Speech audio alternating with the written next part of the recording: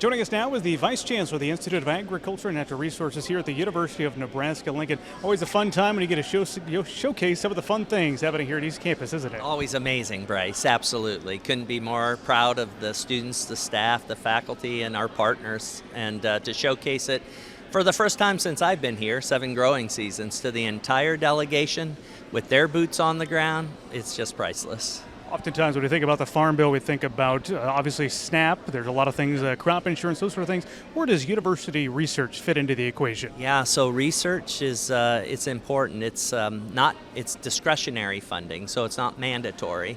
So right out, it gets shrunk into that 20% that's not mandatory. And then in there, of course, we have Hatch funding. So the Hatch Act in 1887, which created this campus, right, that provides us with about $5.5 million of federal dollars every year that then gets matched by state funding.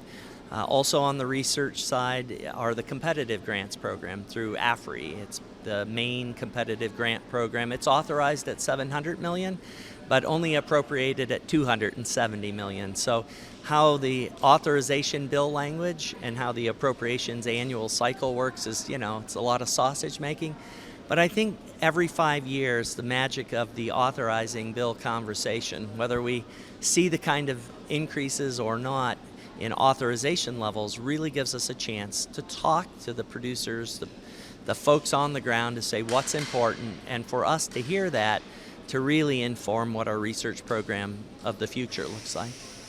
One of the priorities for quite some time, it seems like, from the university's perspective, is having a USDA research facility located at Nebraska Innovation Campus. I asked the delegation a little bit about that. From your perspective, is the Farm Bill and the Appropriations Bill this cycle around a chance to get some more dollars allocated there? I absolutely say, yeah, it is. We're blessed here in this state to have a significant USDA Ag Research Service presence out in Clay Center. That's a 37,000-acre platform. It's a partnership from 1968, 1969 with the university. In fact, we moved our cattle from Fort Robinson to Clay Center. So we have scientists and engineers there, but they also have scientists and engineers here on the Lincoln campus. We have about 60 when you add them all in, 17 researchers and then a support staff.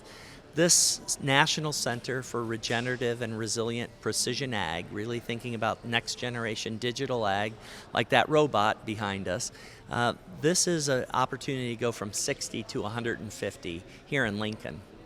So when you add up Clay Center, 90 miles away to Lincoln, it's just a corridor for next generation innovation in agriculture.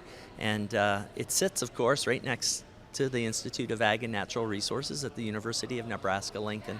It's pretty spectacular, and it's a special opportunity, and I'm really excited that we have the champions on our federal delegation that are carrying the water on this one. That is the Vice Chancellor of the Institute of Agriculture and Natural Resources here at the University of Nebraska, Lincoln, Mike Boehm.